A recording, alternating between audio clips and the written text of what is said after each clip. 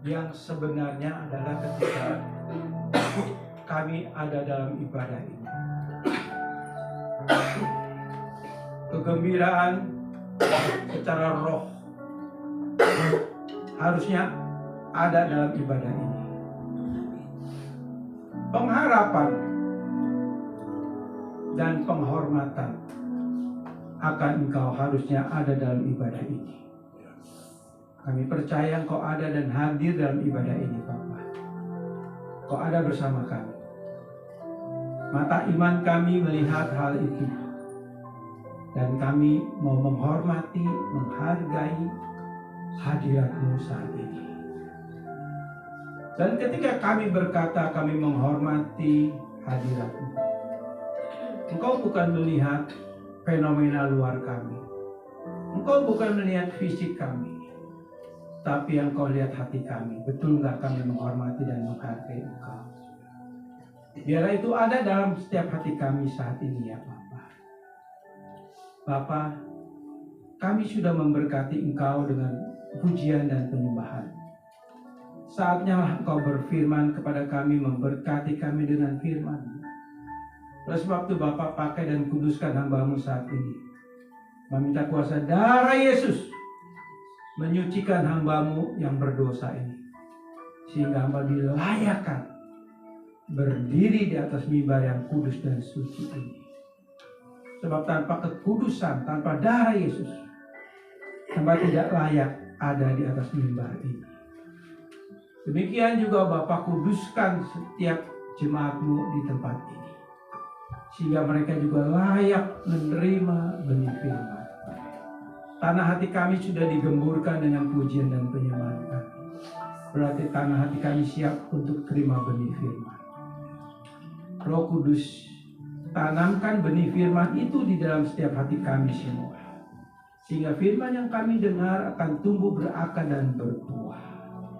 Buah roh, buah kasih, buah pertobatan, buah firman ada dalam hati kami. Tutup bungkus pemberitaan ini ya Bapa, firman ini oleh darah Yesus. Sehingga segala anasi roh jahat dalam bentuk apapun juga tidak akan mencuri benih firman ini. Dan betul-betul jatuh di tanah hati kami. Sehingga keluar kami dari ibadah ini, benih itu akan kami bawa. Dan kami siap menumbuhkan benih itu dalam tanah hati kami. Akan berakar, bertumbuh, berbuah. Bapa, tolong kami. Demikian juga Engkau melihat Bapa, bila mana ada hati-hati yang masih kering, bila mana ada hati-hati yang masih licik dan jahat, hati-hati yang terkontaminasi dengan buah-buah kedagingan. Hamba minta pada pagi ini, darah Yesus membersihkan itu, sehingga semua terima benih firman ini. Bapa, hamba menyerahkan pemberitaan ini ke dalam tangan. Roh Kudus, urapi kami semua. Dalam nama Tuhan Yesus kami berdoa. Amin. Shalom. Silakan duduk saudara. Dengan kasih dalam Tuhan, mulai bulan 5 ini dan seterusnya setiap bulan saya akan kasih tema khotbah. Agar setiap pembicara di tempat ini tidak satu visi dengan pemberitaan firman yang akan disampaikan. Dan bulan ini adalah temanya mengasihi. Mengasihi. Tentu di sini mengasihi Allah dan mengasihi sesama. Dan tema khotbah saya di minggu ini adalah mengasihi Allah atau cinta akan uang. Mengasihi Allah atau cinta akan uang.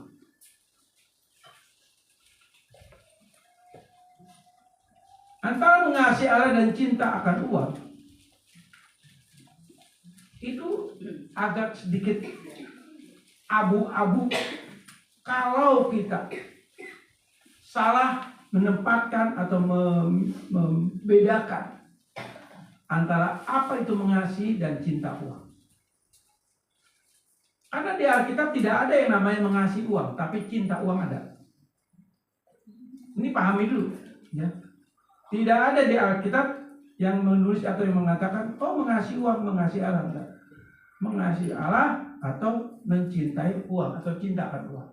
Dan ini kita akan renungkan bersama. Ya, oke lanjut. Sekarang kita bicara tentang uang. Apa kata Alkitab tentang uang?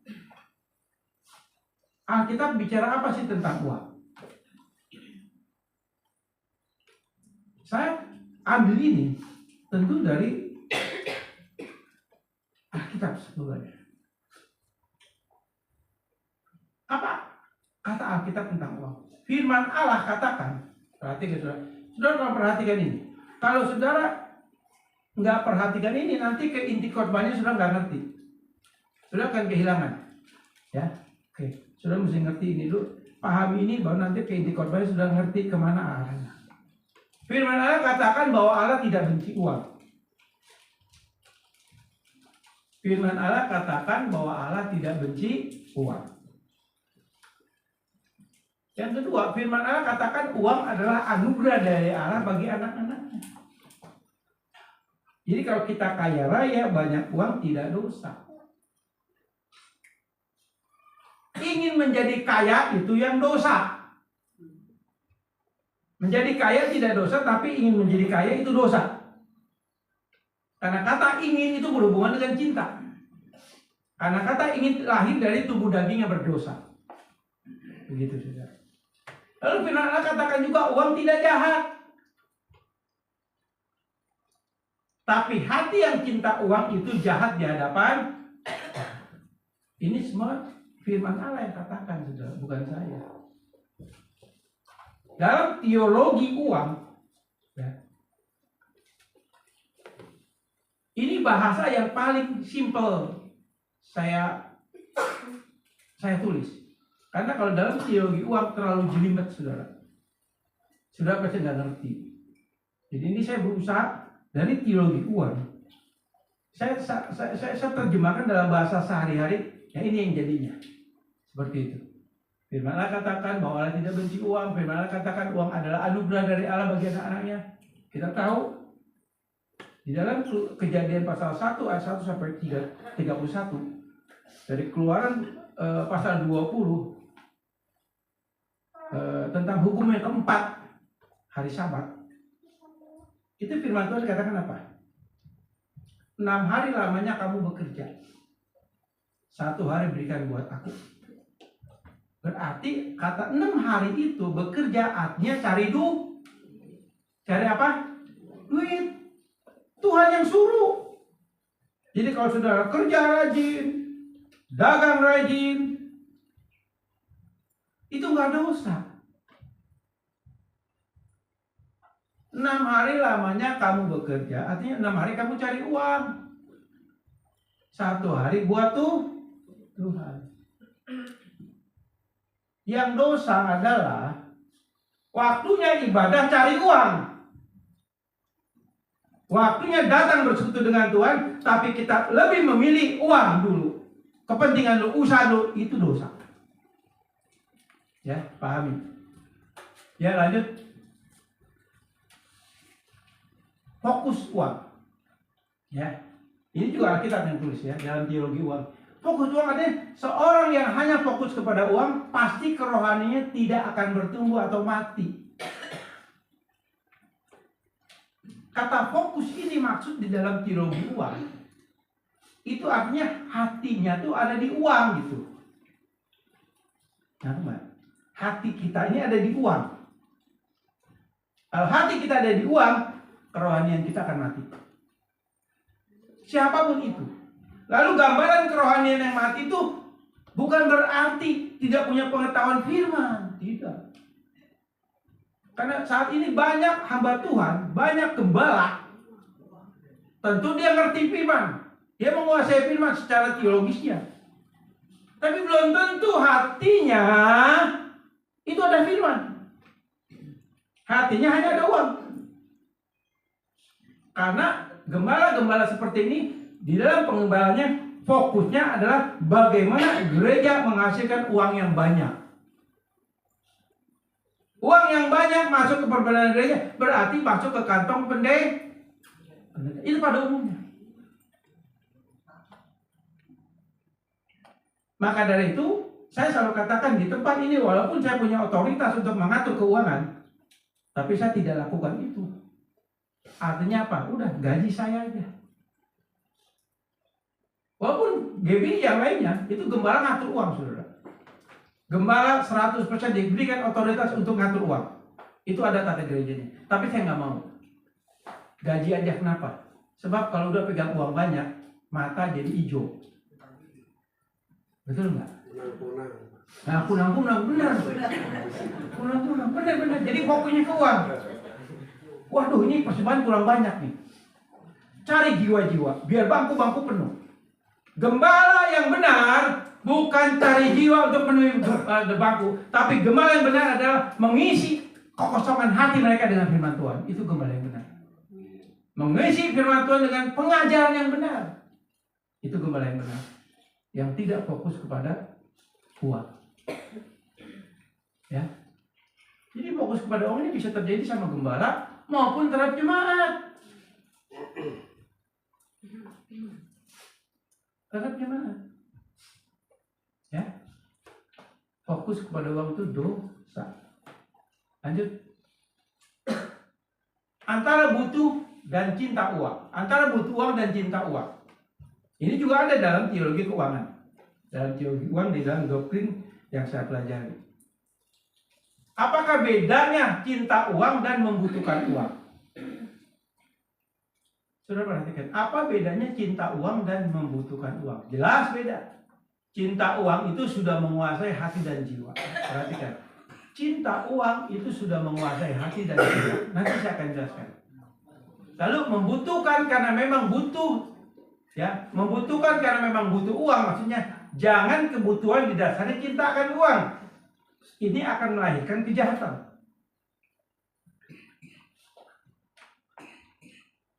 Kita butuh uang. Dosa tidak. Tapi kalau kebutuhan itu didasari karena cinta uang, itu akan melahirkan akar kejahatan. Nangkep ya? Oke, pintar. Yang batuk tahan dulu, jangan batuk. Yang batuk, kecuali kalau sakit batuk nggak apa-apa. Tapi kalau batuk dadakan jangan, dosa, saudara ini. Ya karena kalau batuk dadakan seolah mesti saya udah lo khotbahkan begitu, saudara. Pendeta itu peka, saudara. Ya. Yang hari batuk nggak apa-apa, sakit batuk lah, nggak apa-apa. Mau batuk tiap detik juga saya mahal. Tapi kalau yang nggak batuk gitu ya. Sama juga Mesir gitu. Tapi enggak sini batuknya batuk memang sakit batuk. Oke, lanjut. Iman menjadi dasar kebutuhan akan uang. Iman menjadi dasar akan kebutuhan akan uang. Tadi khotbah yang pagi saya nggak komplit, saudara. Karena dikejar-kejar waktu, saudara. Benar, udah stres saya tadi. Stres tadi. Stres sudah sampai lambat telat 10 menit, saudara. Tapi kalau yang jam kedua makan santaian sedikit juga. Tenang aja, saudara. Nanti kita makan siang di rumah Pak Markus. Pasti ada lalap sambal itu pasti. Wah. Makanya pulang dari gereja jangan makan langsung ke Pak Markus, serbu makanan. Iman menjadi dasar kebutuhan akan uang. Membutuhkan uang harus didasari iman kepada Kristus. Membutuhkan uang harus didasari iman kepada Kristus. Karena bila sepenuhnya mengandalkan Allah, perhatikan, maka cinta uang pasti tidak ada tempat di hati kita lagi. Ya. Walau dalam jiwa tetap cinta uang itu ada. Ini hal yang berbeda. Di dalam jiwa cinta akan uang itu tetap ada. Termasuk dalam diri saya cinta uang ada. Karena antara hati dan jiwa ini hal yang berbeda. Hati itu kondisi batin kita, inner kita, batin. Tapi jiwa itu bagian dari tubuh. Walaupun ada teologi yang mengatakan dikotomi, ada trikotomi, ada dikotomi.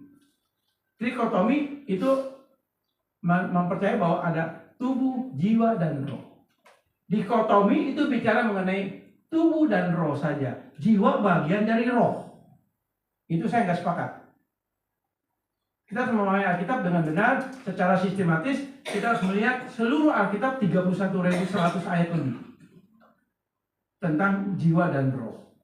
Baru kita ambil satu kesimpulan secara hermeneutikanya seperti apa. Jadi jiwa itu bagian dari tubuh. Nanti ketika tubuh kita mati, jiwa ini akan ikut mati. Yang kekal hanya roh.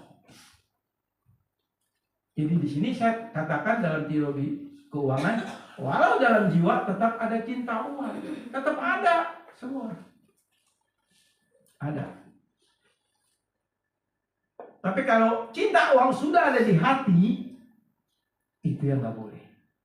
Itu artinya fokus kepada uang. Lalu kalau kita kerja, usaha, fokusnya apa sih?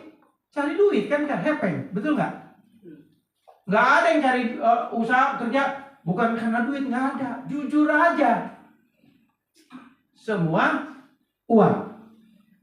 Mau kerja, nungguin gajian. Gajiannya sudah dipatok, misalnya 1 bulan 20 juta. Kalau sudah terima cuma 10 juta, komplain tuh. Bener nggak? Enggak. Jujurnya komplain nggak? Komplain sama bos. Lah, kamu janji 20 juta kenapa 10 juta? Kan gitu. Kalau dagang beda. Dagang beda. Usaha beda lagi.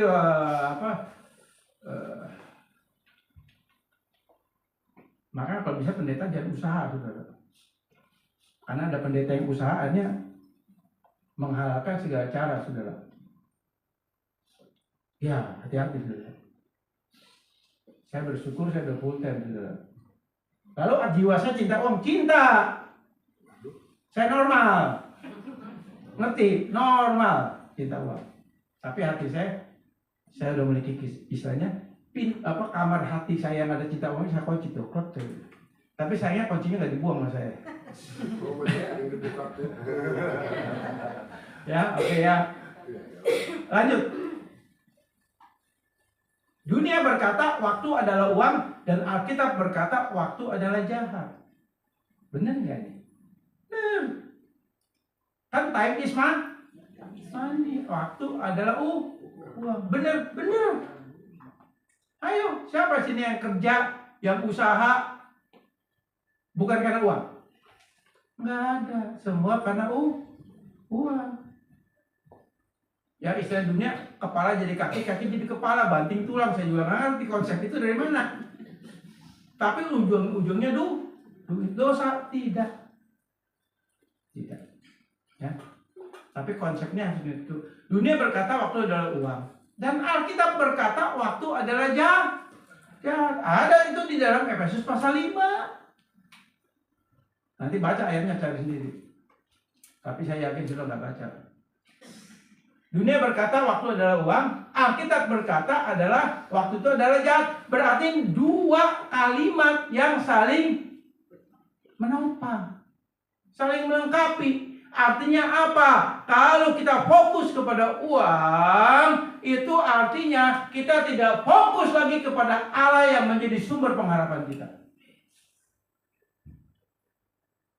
Kalau kita fokus kepada uang, Allah nggak akan pernah kita libatkan dalam pekerjaan kita atau dalam usaha kita. Nggak pernah. Kenapa? Karena kalau fokus kepada uang, apapun kita halalkan, yang penting saya dapat duit. Enggak. Itu fokus kepada uang.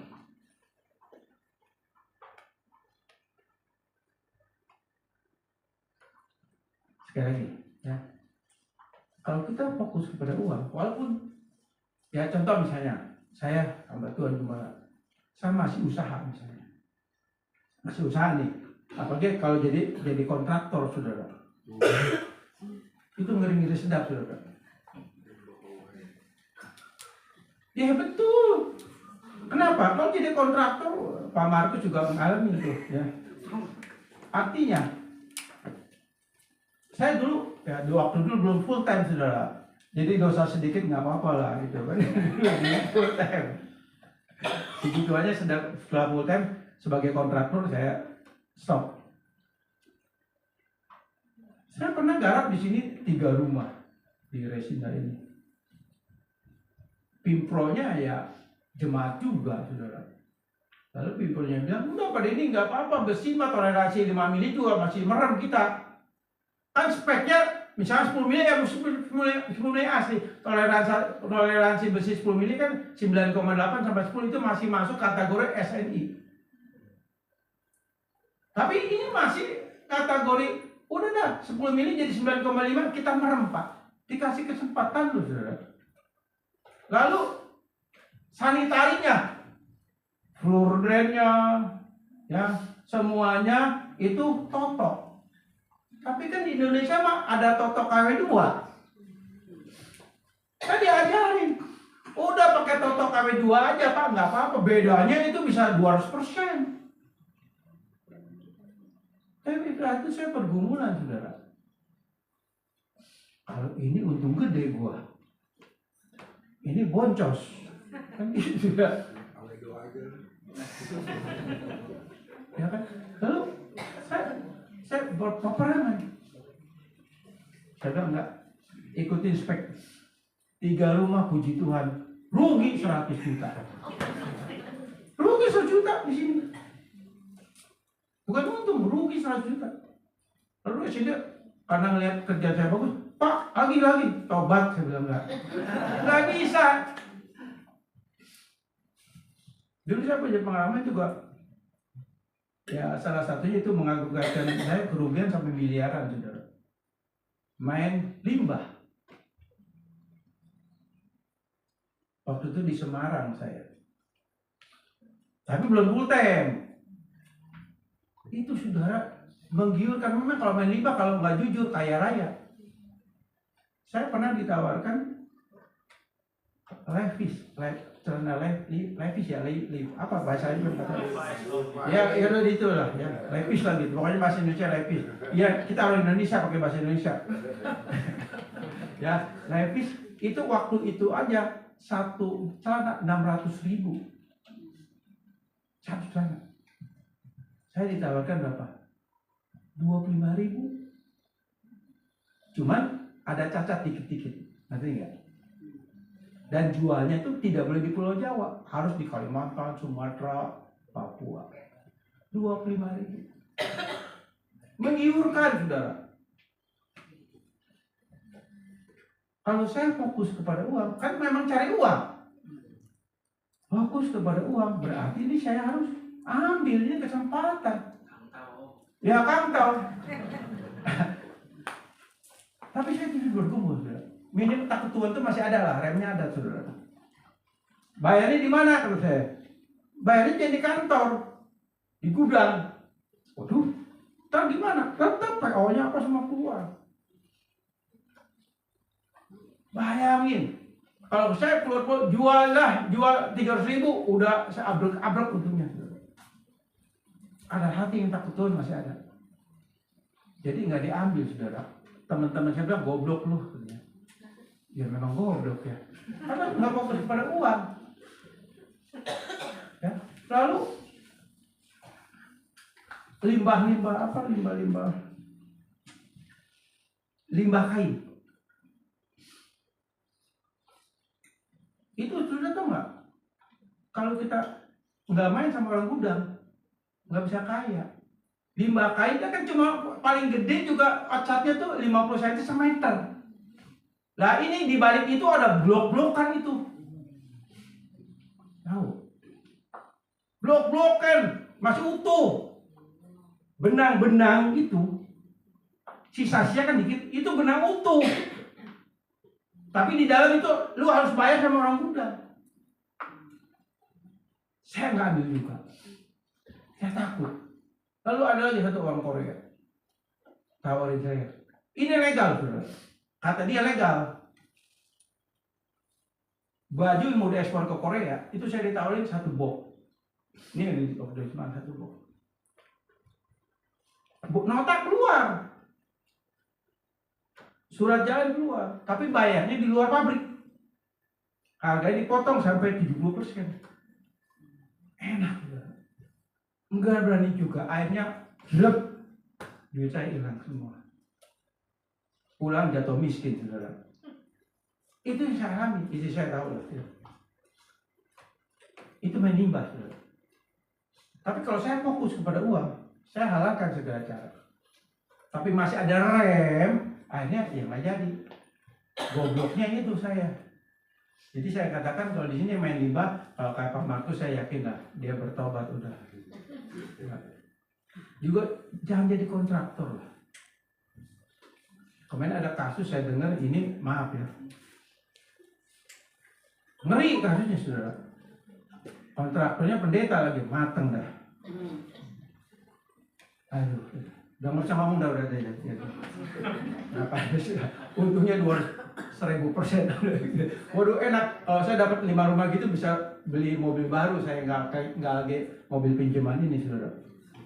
Tapi saya nggak jatuh ke saya saudara. Nah, saudara yang kasih dalam Tuhan itu fokus. Jadi waktu adalah uang. Tapi Alkitab berkata waktu adalah jatuh, benar.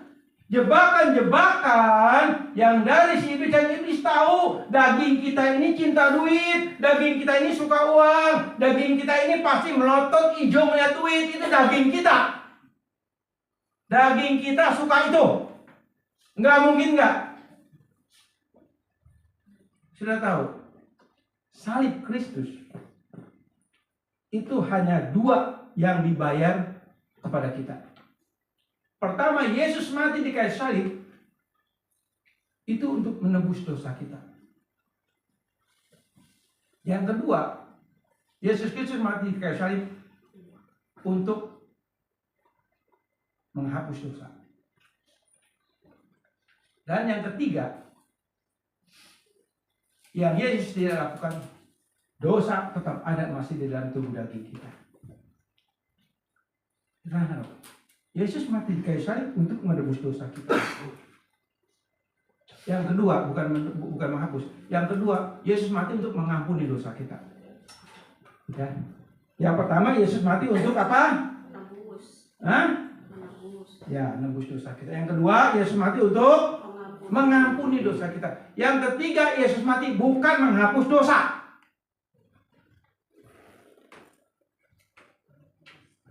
Gak ada ayatnya, sudah cari. Kalau ada hamba Tuhan mengajarkan, Yesus mati salib menghapus dosa kita, gak ada, dosa masih ada kok di dalam daging kita. Masih ada. Kapan dosa akan terhapus di dalam daging kita? Kalau kita kembali menjadi tanah dan debu. Jadi Yesus mati di kayu salib untuk mengampuni dosa kita dan menebus kita. Tapi menghapus dosa tidak dilakukan. Paham ya? Oke, ini kita belajar teologi dikit saudara. Biar pintar, walaupun di sini ikut PA cuma sedikit. Jadi waktu adalah uang dan Alkitab berkata adalah waktunya. Jadi ini 2 hal yang selalu ada di dalam tubuh daging kita. Ada di dalam tubuh daging kita. Ya, ada dalam tubuh daging kita. Dan iblis selalu mencari celah. Bagaimana kita jatuh di dalam hal ini. Oke. Cinta uang menurut Alkitab. 1 Timotius 6 ayat 10 firman Tuhan katakan demikian. Karena akar segala kejahatan ialah cinta uang. Sebab oleh memburu uanglah beberapa orang telah menyimpang dari iman dan menyiksa diri dengan berbagai duka. Perhatikan. Ya, 1 Timotius 6 ayat 10. Karena akar segala kejahatan cinta uang. Sebab oleh memburu uanglah beberapa orang telah menyimpang dari iman dan menyiksa dirinya dengan berbagai duka. Cinta uang itu dalam bahasa asli disebut pilar guria. Lanjut. Coba di sini dulu, sampai situ. Pilar guria. Jadi pilar guria itu artinya cinta uang. Dalam bahasa pilar guria, cinta uang di sini maksudnya hati kita ada uang. Jadi uang itu ada di hati kita. Maksudnya gitu. Pilar guria artinya hati kita ada uang. Jadi uang itu bukan selain ada di jiwa, tapi juga tersimpan dalam hati kita. Uang itu menjadi yang utama di dalam hati kita. Uang yang utama di dalam hati kita, bukan di dalam jiwa ya. Karena jiwa udah pasti cinta uang. Tapi uang ada di dalam hati kita. Itu pengertian pilar guria. Nah, pilar guria ini tidak kerja sendiri, tapi ada erosnya. Kasih daging. Kalau kasih eros ini, kasih kedagingan ini selalu berhubungan dengan dosa. Kasih eros ini selalu bekerja sama dengan dosa, gitu saudara. Jadi ketika kita cinta uang, sebetulnya daging kita memang cinta uang. Itu eros namanya, cinta kedagingan. Pilar guria. Oke? Ya, pilar guria. Artinya hati kita hanya cinta uang. Hati kita fokus kepada uang. Dan itu berjalan dengan perasaan kita. Kedagingan kita, eros kita itu ada, bermain di situ. Akhirnya eros ini atau kasih kedagingan kita ini terus intim dengan uang. Begitu maksudnya, ya.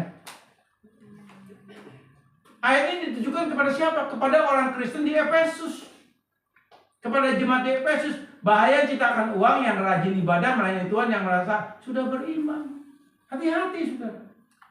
Jadi orang yang datang beribadah dengan rajin, melayani Tuhan dengan rajin, melayani musik dengan rajin, menjadi WLC dengan rajin, pendeta yang khotbah dengan rajin, belum tentu. Artinya belum tentu apa? Seperti jemaat di Efesus. Wahyu pasal 2 ayat 4 firman Tuhan katakan apa? Jemaat Efesus jemaat yang diberkati, jemaat yang hebat, punya pengetahuan teologi yang bagus. Sehingga setiap pengkhotbah yang datang di jemaat Efesus, mereka tahu mana pengkhotbah yang benar, mana khotbah yang salah, mana khotbahnya yang benar, mana khotbah yang salah, dia tahu. Dan jemaat Efesus juga jemaat yang mendirikan 7 jemaat lainnya. Itu jemaat Efesus hebat, luar biasa, melahirkan jemaat gereja-gereja lain. Tapi firman Tuhan katakan apa? Hei jemaat Efesus, kamu sudah tidak mengasihi aku lagi. Kasihmu yang mula-mula hilang. Kenapa? Beralih kepada uang. Karena di dalam Efesus pasal 6, Paulus tulis apa? Kata-kata apa? Di dalam Efesus pasal 6 terjadi di mana kata Paulus, kamu ini selalu berperang, dalam peperangan rohani selalu ada. Hendaklah kamu jadi pemenang. Ada itu dalam Efesus pasal 6. Jadi Paulus sudah ingatkan dulu untuk kita terus berperang. Tapi jemaat di Efesus kalah. Karena fokusnya kepada uang.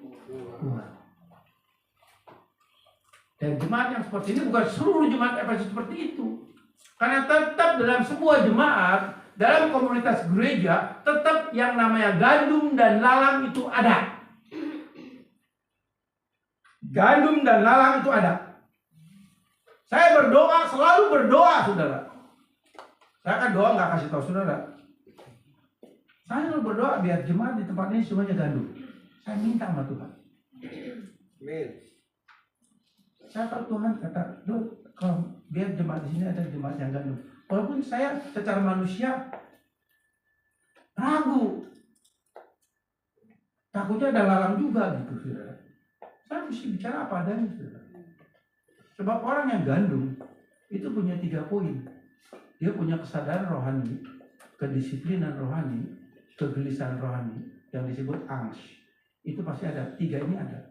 Tapi kalau saudara tidak punya kesadaran rohani, kedisiplinan rohani, kegelisahan rohani, jangan-jangan saudara lalang. Tangkap saudara. Ya. Jadi ini harus kita ngerti. Jadi status pelayan Tuhan, status gembala, status jemaat aktif tidak jaminan. Ya, sebagaimana jemaat di Efesus. Bahkan Tuhan di dalam Wahyu pasal 2 dikatakan apa? Nanti kaki Dian aku angkat. Artinya apa? Artinya apa? Hadirat Tuhan diangkat. Kalau hadirat Tuhan diangkat, gereja akan mati. Walaupun secara jiwa gereja ini tetap hidup. Tapi praise and worship, firman Tuhan itu kosong, tidak ada kuasa Allahnya. Yang ada adalah kuasa kedagingan. Eros. Perasaan Tuhan hadir. Perasaan Tuhan menjamah. Perasaan Tuhan berfirman. Tapi ukurannya adalah kasih kedagingan kita. Di mana kasih eros itulah yang menciptakan hadirat Tuhan yang palsu, yang menciptakan kemuliaan dunia ada di dalam gereja. Itu kasih eros. Nanti kalau sudah mau baca, ada saya bukunya tentang teologi keuangan, karangan John Calvin. Tapi juga ragu, saudara. Pinjam buku pasti nggak dibaca.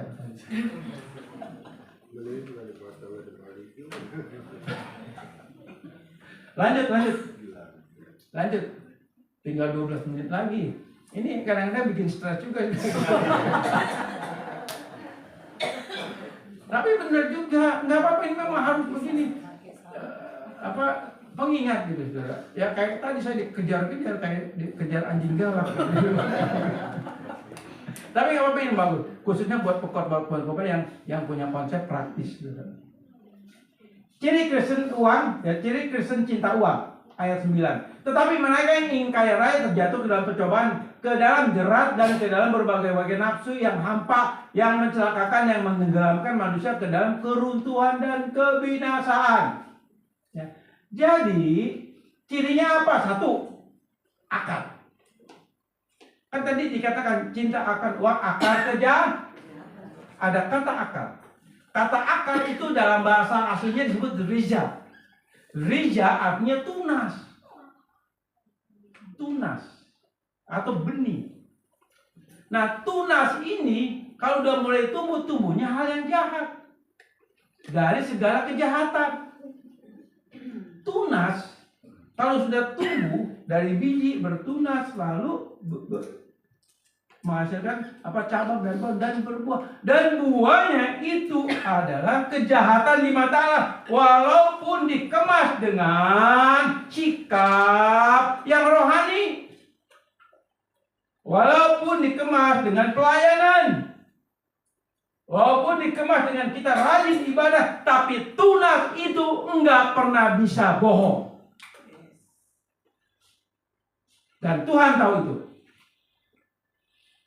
Risa akar itu kalau sudah tumbuh, sesungguhnya kita Kristen palsu. Oke? Lalu cinta, pilar guria. Tadi saya katakan ini pilar guria ini kerjasama dengan eros, dengan kasih daging kita. Itu yang dia katakan cinta uang. Begitu. Benih ini sudah ada sejak kita lahir. Nah, ini paham kita. Jadi benih cinta uang itu sudah ada sejak kita brojol dari kandungan ibu kita. Jadi semua, siapapun itu termasuk saya, cinta uang sudah ada di dalam natur daging kita. Itu sudah ada. Sudah ada di dalam natur daging kita. Jadi semua kita punya jiwa yang cinta uang. Ada. Tadi kan saya katakan salib Kristus mengampuni dan menebus dosa kita, tapi tidak menghapus dosa kita. Pahami? Jadi Yesus mati di kayu salib tidak menghapus cinta uang di dalam tubuh daging kita. Perhatikan. Jadi semua kita cinta uang, tapi tubuh daging kita. Itu pahami. Ngerti ya? Jadi pilar gue benih yang sudah ada sejak lahir dan dikatakan memburu uang. Artinya apa? Orego. Kata orego ini sebetulnya bukan memburu, yang lebih tepat lagi rindu. Jadi selalu yang ada di dalam hati dan jiwanya tuh selalu merindukan uang. Lalu bagaimana pas orang kerja? Kan merindukan gaji pada tanggal muda. Dosa bukan yang dikatakan orego ini, bukan itu. Tapi di sini artinya bagaimana saya supaya menghasilkan uang dengan berbagai cara dan menghalalkan segala cara. Memanipulasi. Kalau kayak pemborong, granit KW1 diambilnya granit KW3. Nangkap nggak juga? Ngerti ya? Obat paten diganti obat generik. Saya sakit ginjal, saudara. Stadium 2. 3, 4, 5 cuci darah saya. Dan nggak mungkin stadium ginjal saya, stadium 2 nggak bisa turun lagi. Naik bisa, turun nggak bisa. Saya pernah tanya dokter ginjalnya, dok, pakai BPJS dah dok. Enggak, saudara. Enggaknya apa? Hepengnya. Sekali berobat tuh 5 juta. Sekarang 3 bulan sekali, berarti 3 bulan saya mikir nih, gimana saya supaya punya duit 5 juta untuk datang? Karena ini harus. Nggak bisa enggak. Dok, bisa nggak BPJS? Oh bisa Pak, katanya. Bisa. Saya praktek juga di rumah sakit Hermina Jatinegara itu pakai BPJS. Ya udah dok, situ aja. Ya nggak apa-apa, cuma saya kasih tahu. Saya tidak bisa kasih resep untuk obat paten. Jadi ya resep generik. Ya nggak apa-apa, nanti kan bisa beli obat paten dok. Nggak bisa. Itu yang bikin yang ngeracik saya. Jadi saya bertanggung jawab sama pemerintah. Nangkep. Hanya yuk kalau ada di udah ada jalur khusus itu mah. Nggak bisa. Tapi apa saya? Bawa saudara. Pernah satu saat saya cuma ada duit buat berobat. Waktu itu dokter cuma, kalau dokter berobat, dokter ginjal itu sekali berobat itu sekitar 650 sampai 800 ribu. Untuk dokter, saudara. Karena memang udah waktu saya harus pergi. Saya cuma jujur berdoa, saudara, dalam hati. Ini bukan curhat ya. Atau saya bukan minta uang, saudara, enggak. Waktu saya ke dokter, saya cuma doa. Tuhan, saya ini ke dokter. Entar kalau di dokter mesti beli obat racikan dia. Ini nggak bisa beli di tempat lain, saudara. Kan itu racikan. Itu namanya HD. HD itu dalam bahasa cuci darah apa tuh? Tahu nggak? Ya itu. Jadi itu untuk mencegah supaya saya nggak cuci darah gitu. Itu yang disebut vitamin ginjal dan itu yang mesti ngeracik dia. Itu beli 2 kali nggak bisa. Karena selalu komposisinya beda-beda. Nah, itu berarti batuk sakit itu nggak apa-apa. Nah, jadi sampai mana tadi saya? Hade. Bilang Tuhan, kalau saya keluar dari sini dari dokter, ya udah pulang, nggak bisa beli obat dulu kan mahal obatnya saudara. Obatnya itu bisa 2 juta ini saudara. Nah, saya jujur, saat itu saya Tuhan, masa sih saya pulang nggak bawa obat? Tahu nggak saudara? Sebelum masuk tiba-tiba ada yang WA saya dari seorang hamba Tuhan. Klik aja WA. Bukan di gereja, di rumah sakit nih saudara. Nanti di gereja saya mau siapin Alkitab, saudara nggak boleh handphone mesti dikantongin. Nanti Alkitab pegang semua. Iya, kayak gitu. Nah, klik masuk. Pak, ini ada berkat. Puji Tuhan. Keluar bisa beli obat. Apa itu bukan kemuliaan Tuhan? Amin. Itu yang saya. Kalau dulu nggak begitu juga. Tapi ya itulah hamba Tuhan yang full time agar dibayar. Nah, jadi saudara, ya benih itu sejak ada sekali menggoleh Orego merindukan uang. Ada satu kerinduan. Kita nggak bisa bohongin itu saudara. Kita akan tahu betul nggak kita fokusnya hanya uang. Jadi yang hati kita ini rindu uang, terus pokoknya yang ada adalah uang. Ukurannya uang. Itu yang nggak boleh. Ya. Firman Tuhan katakan diberkati orang yang mengandalkan Tuhan, yang menaruh harapan kepada Tuhan. Itu aja. Ya. Nah, Pengkhotbah 5 ayat 9. Coba satu orang bacain. Cepet dikit dong. Kerjasama nih udah 5 menit lagi saudara. Kalau bola perpanjangan waktu bisa.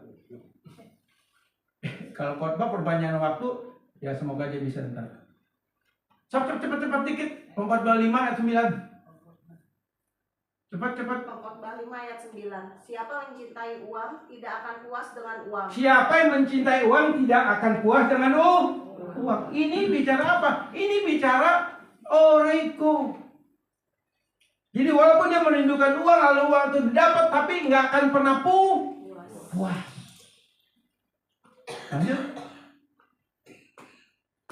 Lanjut. Dan siapa mencintai kekayaan tidak akan puas dengan penghasilannya. Siapa yang cinta kekayaan tidak akan puas dengan kekayaannya. Yang tadi saya bilang ada hamba Tuhan kontraktor, 300 juta aja udah untung.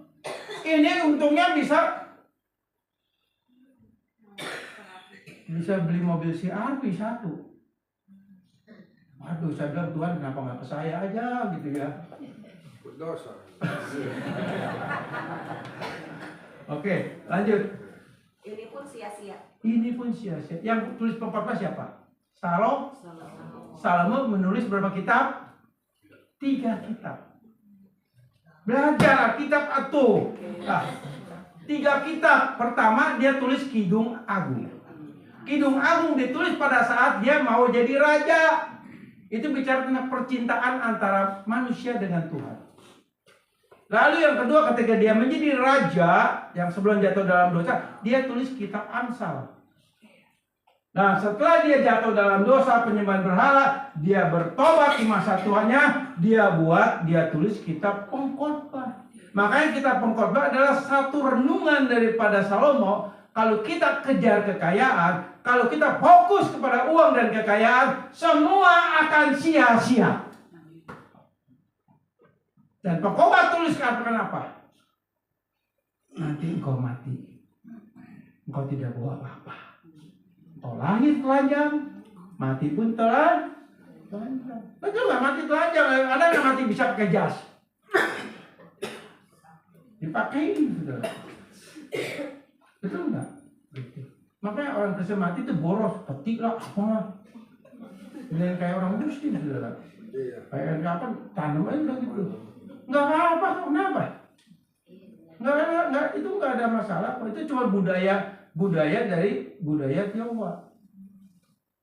Ya, kalau di Yahudi nggak begitu, saudara. Pakai kain kafan sama kayak orang Muslim. Ngerti? Tapi kalau kita bikin aturan di sini begitu, ntar jadi heboh. Oh, apa ini buat aturan baru kan gitu. Sebenarnya itu yang lebih alkitabiah loh, saudara. Mau mati alkitabiah buat. Ya, oke ya, kita balik lagi ya. Jadi Pengkhotbah itu ditulis artinya Salomo katakan hati kita ini jangan kejar kekayaan. Tapi menjadi kaya boleh, ya tidak dosa. Menyimpang, apoplanao ini artinya tipu daya Mesias palsu lewat pengajaran atau kebenaran firman yang dimanipulasi. Bukankah saat ini banyak gereja-gereja yang mengajarkan positive thinking, teologi kemakmuran? Percaya Yesus, kamu diberkati. Ayo nabur. Nanti kamu diberkati 30, 60, 100 kali lipat. Itu pemanipulasian ayat. Walaupun ada hamba Tuhan masih berkata begitu, ayo nabur, nanti kau diberkati 30, 60, 100 kali lipat. Kalah saudara yang bunganya tinggi juga. Masuk 30, 60, 100 kali lipat itu bicara mengenai kualitas rohani. Bukan uang. Tapi dimanipulasi untuk uang supaya pendetanya, gembalanya kaya raya. Nggak ada tuh. Gitu. Maka dari itu diulang gini, gereja kita tetap ada laporan keuangan sekarang. Saudara bisa tanya, kalau nggak ngerti tanya anak ibu bendahara. Kemana? Boleh tanya, karena di sini bisa dipertanggungjawabkan uang lari kemana aja. Transparan, jujur. Nanti saudara, transparan jujur. Ya. Menyiksa diri. Peripeiro artinya menikam hingga tembus menjadi mati rohani. Artinya ketika kita cinta uang, fokus kepada uang, sebetulnya tanpa sadar kita sedang membunuh kerohanian kita, mematikan pertumbuhan rohani kita, yang akhir rohani kita mati dan tidak bertumbuh. Hati-hati, saudara. Karena fokus kepada uang udah nggak mungkin lagi bisa berpaling kepada Allah. Dan itu hanya ada pada Kristen palsu. Hamba Tuhan palsu, gembala palsu, pelayan palsu. Oke, lanjut. 2 Timotius 3 ayat 2. Manusia akan mencintai dirinya sendiri dan menjadi hamba uang. Mereka akan membual dan menyombongkan diri. Mereka akan menjadi pemfitnah. Mereka akan berontak terhadap orang tua dan tidak tahu berterima kasih dan tidak memperdulikan agama. Di dalam 2 Timotius pasal 3 kalau kita baca ayat 1 sampai 7. Itu tentang keadaan manusia pada akhir zaman. Itu kondisi manusia yang cinta uang. Seperti apa? Walaupun mereka beribadah, mereka belajar firman, tapi itu semua hanya sebagai aksesoris daripada pencitraan rohani.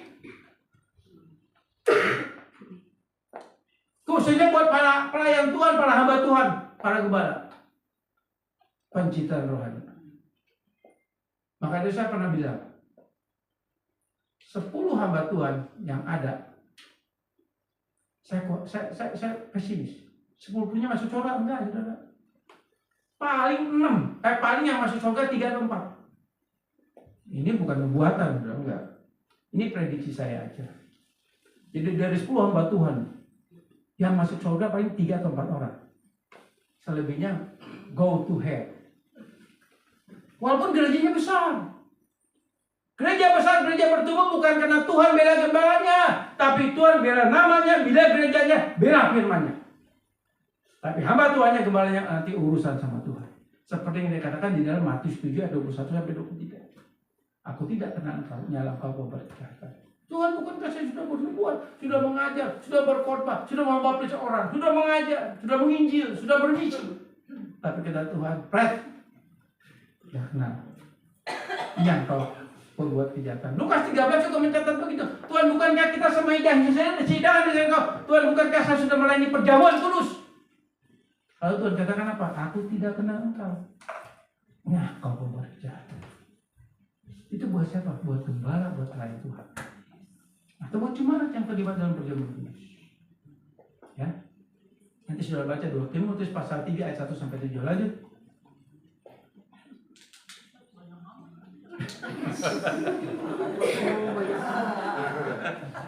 Target setengah 11 ya. Ayat ini juga menceritakan orang Kristen larang keadaan manusia di akhir zaman. Ayat 1-7 nanti sudah baca di rumah ya. Menjadi hamba uang atau piraguros itu menghambakan diri hanya pada uang saja. Nah, seperti orang Farisi di dalam Lukas 16 ayat 13-14 ya. Lukas 16 ayat 13 sampai 14. 13 ayat 13 dikatakan begini, Saudara. Seorang hamba tidak dapat mengabdi kepada 2 tuan. Maksudnya seorang gembala, seorang pemimpin agama, seorang pelayan tidak bisa menghambakan diri kepada Tuhan, juga menghambakan diri kepada uang. Nggak boleh. Pilih salah satu. Seperti saya. Saya butuh uang, butuh. Suka uang, suka. Tapi pilihan tetap ada satu. Yesus atau uang. Tapi kalau pelayanan saya fokus kepada uang, saya nggak pilih Yesus. Walaupun secara jasmani, secara lahiriah, secara fenomena luar, saya melayani Tuhan. Tapi sesungguhnya hati dan jiwa saya fokus kepada uang. Bagaimana mendapatkan uang yang banyak? Maka dari itu di sini saya bilang apa? Udah gaji saya aja, cukupin saya. Walaupun belum cukup. Belum cukup, masih jauh dari cukup. Masih jauh dari cukup. Maka dari itu jemaat saya minta perpuluhan bawa dong. Biar saya cukup. Loh, ini nggak apa-apa ngomong begitu, Saudara. Tapi perpuluhan itu nggak masuk kantong saya. Tanya ibu saya. Perpuluhan masuk kas gereja. Walaupun ada gereja, baik GBI, gereja-gereja lain, banyak perpuluhan masuk kantong pendeta. Masuk kantong gembala. 100% masuk. Tapi di tempat ini tetap masuk kas gereja. Cukupin saya, gembala. Cukup. Tidak nangkep. Perpuluhan berlaku. Siapa bilang perpuluhan tidak berlaku? Dan itu masuk dalam hukum 10 perintah Allah. Kalau hamba Tuhan katakan perpuluhan tidak berlaku, dia harus belajar lagi doktrin daripada 10 perintah Allah. Jadi 10% milik Tuhan. Kurang gimana sih? 90% udah dikasih kok. Jangan disisain lagi. Jangan 10 misalnya gini, saudara gaji 10 juta. Berarti 1 juta buat gereja, betul nggak? Jangan begini, gaji 10 juta. Tuhan kan pengeluaran saya ini. Jadi 10 juta dipotong, tinggal 4 juta. Berarti ngasih 400.000 kan? Itu bukan konsep perpuluhan. Konsep perpuluhan adalah dari bruto, bukan neto. Artinya ketika engkau terima keuntungan 10 juta, sisihkan 1 juta buat Tuhan. Itu milik Tuhan. Jangan mencuri uang Tuhan. Saya katakan di sini, saudara. Dan sekali saya berani karena perpuluhan tidak masuk kantong saya. Berdosa sudah kalau mencuri uang Tuhan. Untung saya bukan Tuhan. Kalau saya Tuhan, saya balik 90% buat saya.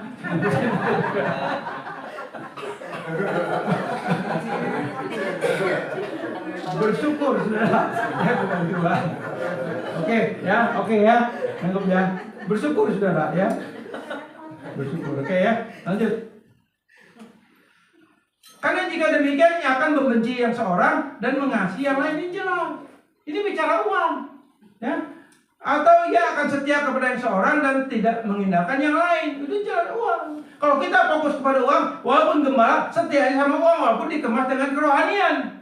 Begitu, ya. Lalu kamu tidak dapat mengabdi kepada Allah dan kepada duit. Nggak bisa. Walaupun faktanya banyak gembala, banyak pelayan lakukan semua pelayanan karena wah. Lalu ayat yang ke-14, semua itu didengar oleh orang-orang Farisi. Artinya di sini Tuhan menyinggung orang Farisi, di mana orang-orang Farisi tokoh-tokoh agama saat itu zaman Yesus. Mereka menjadi tokoh agama cuma satu tujuannya, bagaimana saya kaya dari pelayanan. Nangkap? Bagaimana saya memperkaya diri dari uang-uang persembahan yang dibawa ke bait Allah. Nangkap saudara? Ini bukan nyindir diri saya, nyandarin saya juga. Jadi akhirnya apa ya? Karena semua itu didengar oleh orang Farisi, hamba uang, bukan hamba Allah sebetulnya.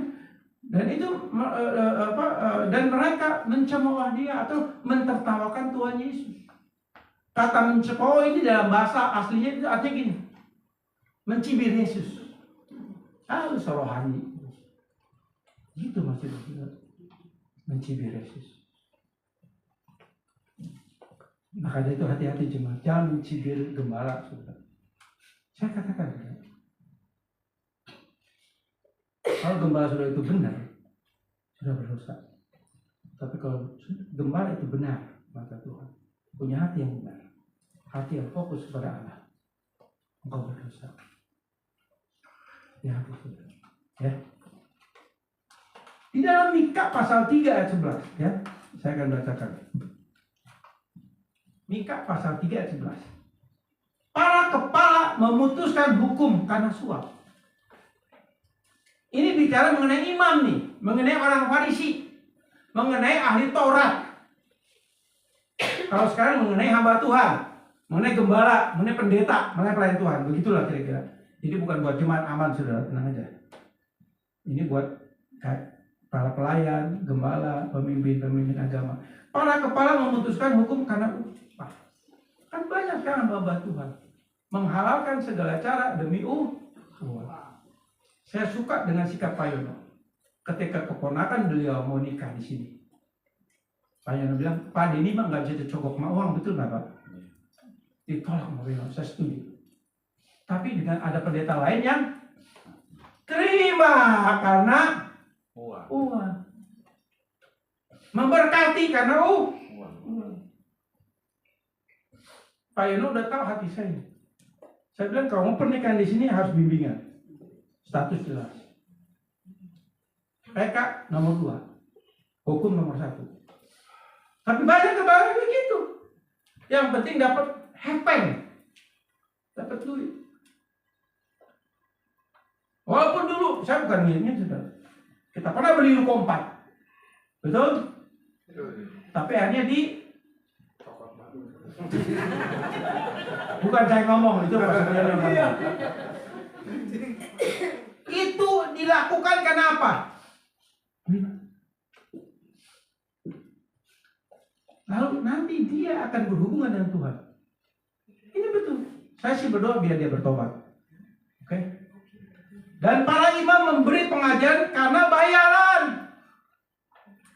Jadi kalau khotbah melayani, pokoknya ujung-ujungnya harus ada duit. Saya pernah satu kali pelayanan di desa. Di desa, di mana di desa itu tentu kalau pelayanan di desa, saudara bukan dapat duit, keluar duit, keluar ongkos, tidur bayar sendiri, makan bayar sendiri, sudah ngerti? Tiba-tiba ada penawaran dari gereja yang besar. Saya tahu karena saya berapa kali pelayanan di gereja itu PK-nya gede banget, saudara. Gede. Bukan keluar duit dapat duit, tapi tanggal yang sama. Ayolah Pak Denny isi di sini. Aduh maaf Pak, tanggal ini saya udah ada pelayanan di sini. Manusiawi saya bermain nih, jiwa. Yang di desa gue batalin aja. Ini nggak tahu. Alasan lah kita halangan. Nanti dah bulan depan saya bisa. Pasti mau, yakin mau. Saya terima ini. Itu peperangan sudah dalam jiwa saya. Terima jangan. Makanya saya butuh duit. Nah ini benar, ini fakta. Tapi bersyukur Roh Kudus yang ada di dalam saya mengingatkan, ikuti sesuai jadwal. Tuhan ampuni saya. Saya katakan ke gembalanya, Pak maaf, saya tidak bisa karena saya sudah terima jadwal yang lain. Harusnya terima uang gede, keluar duit gede. Secara manusia kan goblok, tolol, bego. Itu secara manusia. Tapi saya bersyukur saya bisa taat. Itu harga yang harus saya bayar. Misi, seperti misi. Saudara, kalau misi itu saya nggak dapat duit, keluar duit, saudara. Kayak kemarin KLP wanita itu keluar duit juga saya. Jangan dikira saya dapat duit, enggak. Maka dari itu mulai minggu depan saya akan buat di sini 3 upload. Misi, diakonia, pembangunan. Amplopnya nanti disiapin di sini. Kalau sudah mau nabur, misalnya buat diakonia, buat persembahan pembangunan atau buat misi, silakan. Nanti tetap uangnya dipegang sama ibu biara. Karena gereja itu punya 3 pilar, misi, diakonia, kaunian. Dan gemala punya tanggung jawab untuk itu. Ya, oke. Jadi para pemimpin imam-imamnya, ahli Taurat gitu ya, memberi pengajaran kan duit. Lalu para nabinya merenungkan karena duit. Semua karena uang. Padahal mereka bersandar kepada Tuhan dan berkata, bukankah Tuhan ada di tengah-tengah kita, tidak akan datang malapetaka menimpa kita. Ya, iya. Ada banyak hamba Tuhan yang mau pasti pelayanannya karena uang. Ukurannya uang. Saya jujur saudara, secara manusia kalau ada tawaran khotbah yang lebih gede, saya harus pilih yang gede. Harusnya. Tapi saya bersyukur kepada Tuhan. Saya masih bisa memenangkan peperangan itu. Walaupun kita tahu banyak gereja saat ini, gembalanya hanya menjadikan gereja kerajaan keluarga, bisnis keluarga. Itu fakta dan nyata. Bukan rahasia umum. Oke? Nah, lanjut saudara ya. Ini masih panjang saudara. Sampai juga saya. Mencintai diri, Pilau tahu hanya bisa mencintai diri sendiri dan tidak peduli kalau bersama semua diukur dengan uang. Persahabatan, pergaulan, pelayanan semua ukurannya duit. Itu selalu ada dan membayangi dalam sebuah gereja. Pembual artinya alasan bicara besar dan karena kekayaan sebagai ukuran, artinya menyombongkan diri. Saya pergi ke sini, diposting di media sosialnya, saya ada di sini, saya ada di sini. Itu kesombongan. Kalau dia yakin berkat dari Tuhan, dia akan muliakan Tuhan. Bukan posting saya ada di sini. Mana yang memuliakan Tuhan? Siapa yang memuliakan Tuhan? Firman Tuhan katakan apa di dalam kitab Amsal? Muliakan Tuhan dengan kekayaan, dengan uang. Itu jelas, ya. Senang memfitnah, blasphemous, artinya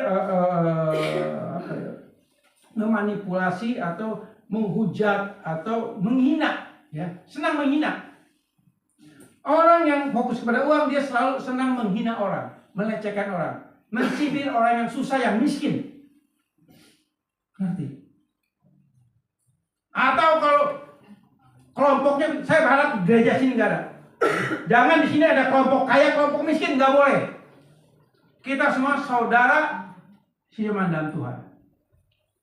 Kita ini saudara seiman, nggak ada pemisahan. Si kaya, si miskin nggak boleh ada di sini. Anggap saudara ya.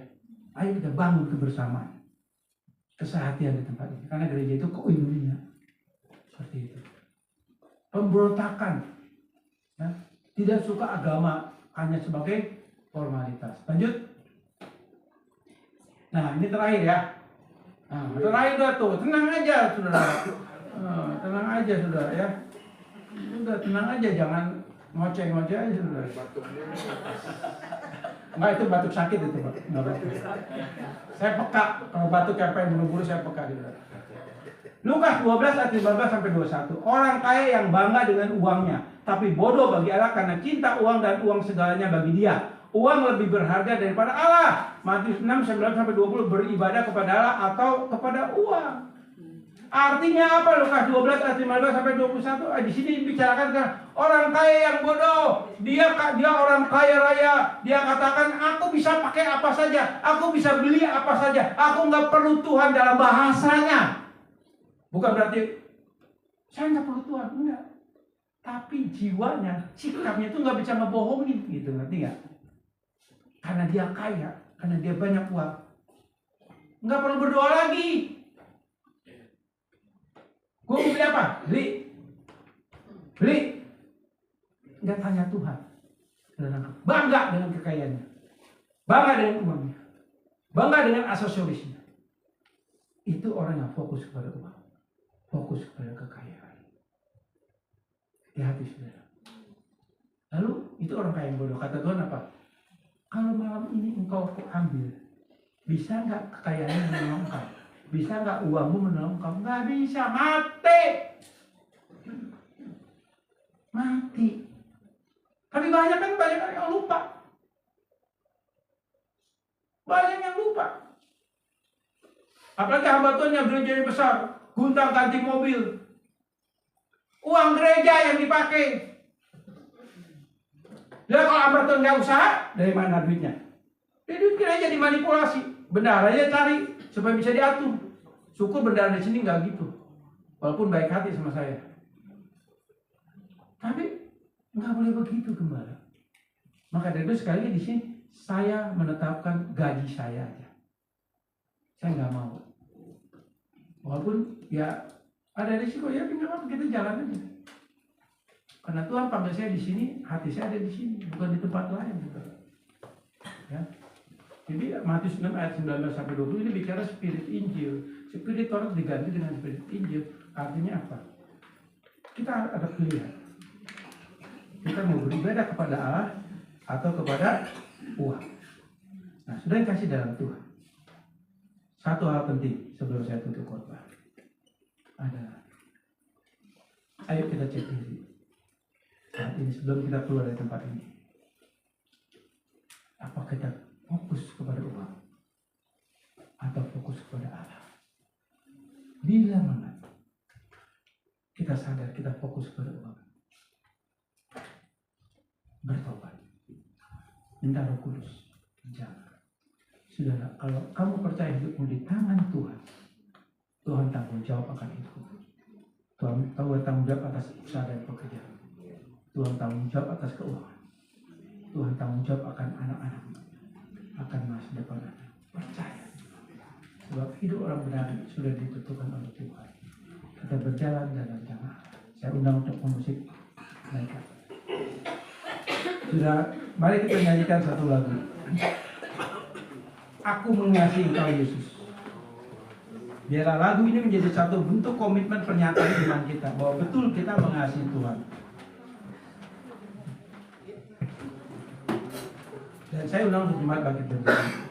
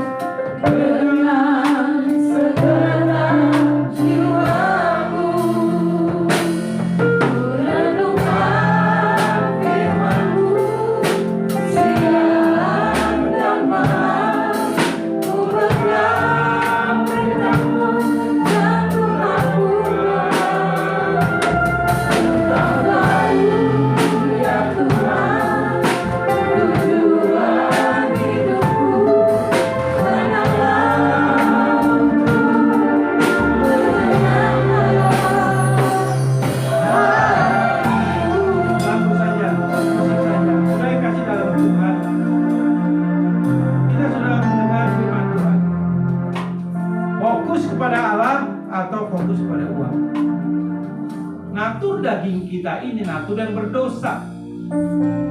Jadi di dalam natur daging kita ini tetap cinta uang itu ada.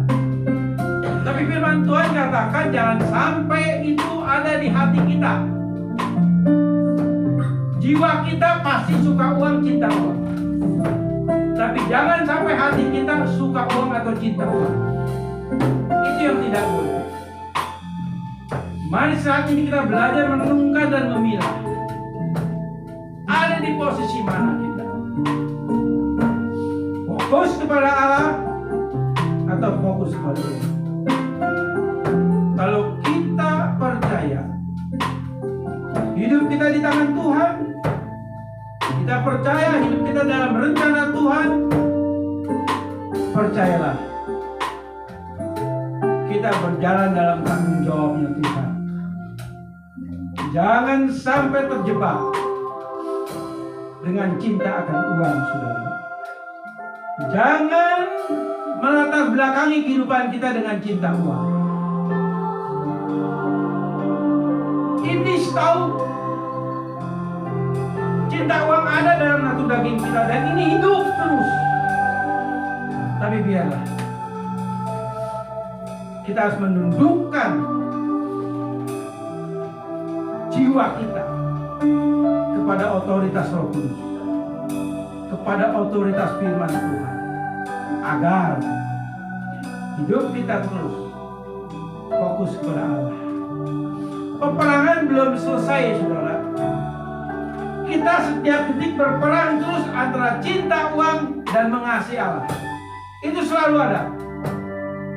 Tapi mari kita libatkan Roh Kudus yang sudah ada di dalam roh kita. Libatkan Dia. Sebab tanpa kita melibatkan Roh Kudus, kita tidak akan bisa menang terhadap cinta akan uang. Tapi ketika kita melibatkan Roh Kudus, kita akan beralih fokus kepada Allah. Butuh uang tidak dosa, saudara. Perlu uang tidak dosa, saudara. Menjadi kaya tidak dosa, saudara. Tapi kalau cinta uang, itulah yang dosa.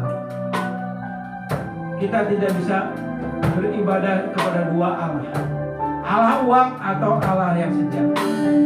Itu pilihan. Dan ini selalu membayang hidup kita, mewarnai hidup kita.